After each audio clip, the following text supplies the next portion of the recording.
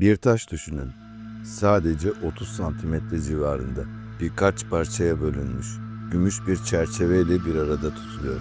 Her yıl 2 milyondan fazla insan bu taşı öpmek, ona dokunmak için birbirini iterek yaklaşıyor. Ama işin garip tarafı şu. Kimse, evet kimse bu taşın gerçekte ne olduğunu kesin olarak bilmiyor. Meteor mu? Volkanik cam mı? Yoksa daha yerli bir şey mi?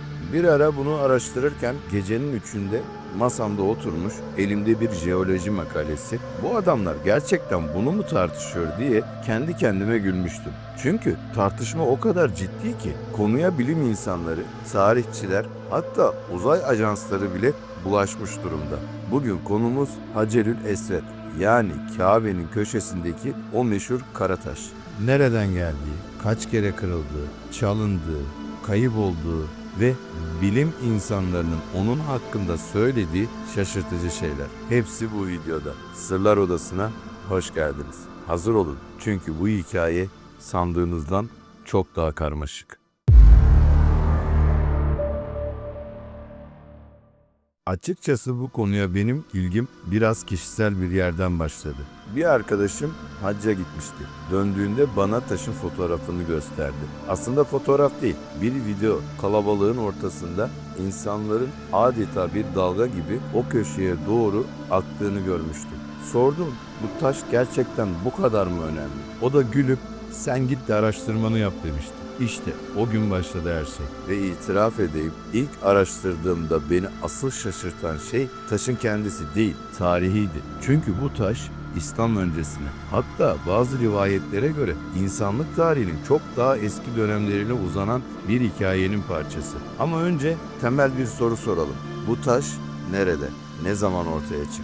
Hacerül Esved, Kabe'nin doğu köşesinde yerden yaklaşık 1,5 metre yükseklikte gümüş bir çerçeve içine yerleştirilmiş durumda. İslami rivayetlere göre taş, Hz. İbrahim ve oğlu İsmail'in Kabe'yi inşa ettiği döneme uzanıyor. Bazı rivayetler ise taşın cennetten indirildiğini, başlangıçta bembeyaz olduğunu ama insanların günahlarıyla zamanla karardığını anlatıyor. Şimdi burada durup bir şey söylemem lazım. Ben burada bir din adamı değilim, bir araştırmacıyım. Yani size dini vaaz vermeyeceğim. Ama bu inançların taşın etrafında oluşturduğu kültürel ve tarihsel katmanı anlatmadan taşın gerçek gizemini de anlayamazsınız. Peki bilim ne diyor? İşte burada işler ilginçleşiyor. Yıllardır en popüler teori şu: Hacerül Esved bir meteor parçası. Mantıklı da görünüyor aslında. Parlak, cam benzeri bir yüzeyi var. Düzensiz bir şekli var ve tarihsel kaynaklarda gökten düştüğü anlatılıyor. Ama işte burada ilginç bir şey daha var. Taş üzerinde hiçbir zaman doğrudan izinli bir jeolojik veya kimyasal analiz yapılmadı. Düşünsenize bir kere. Dünyanın en çok ziyaret edilen nesnelerinden biri ama laboratuvara hiç girmedi. Bunu öğrendiğimde gerçekten şaşırmıştım. Çünkü biz ay taşlarını bile parça parça analiz ediyoruz. Ama bu taşa dokunmak bile büyük bir hassasiyet gerektiriyor. Kutsallığı, milyonlarca insanın inancı, koruma zorunluluğu hepsi bir araya gelince bilimsel inceleme neredeyse imkansız hale geliyor. Peki elimizde ne var? Sadece gözlemler, eski seyyahların notları ve birkaç dolaylı analiz girişimi.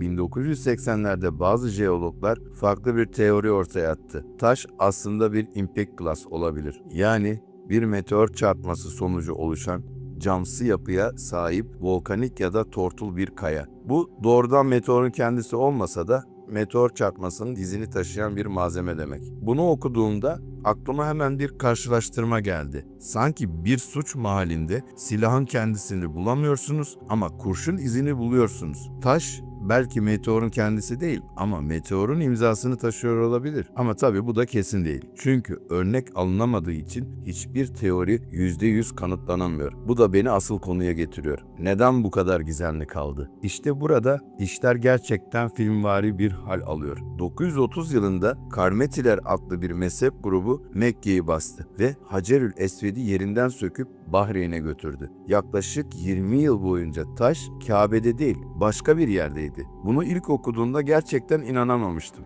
Yani düşünün, tarihin en kutsal sayılan taşlarından biri 2 yıl değil 10 yıllar boyunca yerinde yok. 951 yılında büyük bir fidye karşılığında geri getirildi. Ama iş burada bitmiyor. Tarihin farklı dönemlerinde taş defalarca kırıldı. Bazı kaynaklara göre yangınlar, bazılarına göre saldırılar, bazılarına göre sadece zamanın yıpratması yüzünden. Bugün gördüğümüz taş aslında tek parça değil. 8 ya da 9 parçanın gümüş bir çerçeve içinde birleştirilmiş hali. Bunu bilmek bile insanı düşündürüyor değil mi? Yani milyonlarca insanın öptüğü, dokunduğu şey aslında kırık parçaların bir araya getirilmiş hali. Size küçük bir itirafta bulunayım. Bu konuyu araştırırken bir ara kendimi kaynaklar arasında kaybolmuş halde buldum. Bir Arapça kaynak bir şey diyor, bir batılı seyyahın 19. yüzyıl notu bambaşka bir şey söylüyor. Modern bir jeoloji makalesi ise ikisini de sorguluyor. O gece kendi kendime bu iş tam bir sırlar odası demiştim. Kanalın ismi de biraz oradan geliyor diyebilirim. Çünkü ne kadar araştırırsanız araştırın hep bir katman daha çıkıyor karşınıza. Ve işte tam burada asıl soruya geliyoruz. Taşın kökeni neden bu kadar önemli? Sadece bilimsel merak mı yoksa daha derin bir şey mi var? Bazı araştırmacılara göre taşın fiziksel kökeni aslında ikincil bir mesele. Çünkü taş binlerce yıllık bir sürekliliğin sembolü haline gelmiş. Hz. İbrahim'den günümüze nesiller boyu aynı noktaya dokunan insanların oluşturduğu bir zincir. Burada ilginç bir karşılaştırma yapabiliriz. Tıpkı bazı kültürlerde kutsal sayılan ateşlerin binlerce yıl söndürülmeden yanması gibi. Önemli olan alevin aynı olması değil, sürekliliğin kendisi. Hacerül Esved için de benzer bir şey söylenebilir. Taş fiziksel olarak değişse, kırılsa, parçalansa taşın anlamı aynı kalıyor. Ama ben yine de o bilimsel merakı bir kenara bırakamıyorum. Çünkü bir araştırmacı olarak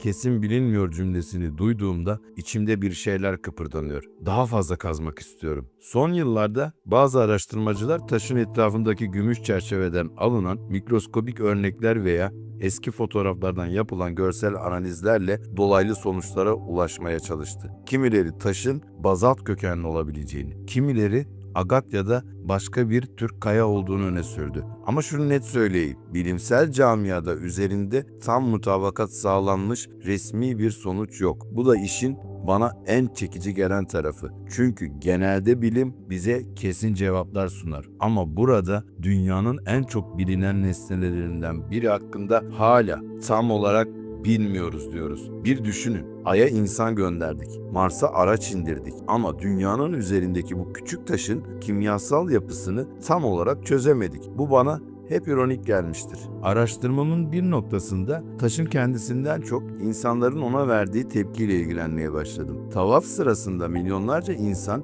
aynı noktaya ulaşmak için saatlerce bekliyor. Bazen itilip kalkılıyor, bazen de sadece uzaktan elini o yöne doğru sallıyor. Bu bana psikolojik açıdan da ilginç geldi. İnsan somut bir nesneye dokunarak soyut bir inancı gerçek kılma ihtiyacı duyuyor. Bu aslında sadece İslam'a özgü değil. Dünyanın birçok kültüründe kutsal kabul edilen taşlar, kalıntılar, emanetler var. Belki de asıl gizem taşın kendisinde değil, insan zihninin somut olanla kurduğu bu bağda. Size son bir bilgi vereyim. Bu da beni araştırırken en çok şaşırtan detaylardan biri oldu. Bazı erken dönem kaynaklara göre Hacerül Esved'in kutsallığı taşın kendisinden değil, üzerine basılan ya da dokunulan anlaşma ve yemin geleneğinden geliyor. Yani bazı tarihçilere göre taş, İslam öncesi Arap kabilelerinin de kutsal saydığı anlaşmaların mühürlendiği bir nokta olabilir. Bu taşın kökeni dini bağlamın çok ötesine, binlerce yıllık bir insanlık pratiğine bağlıyor ve işte bu yüzden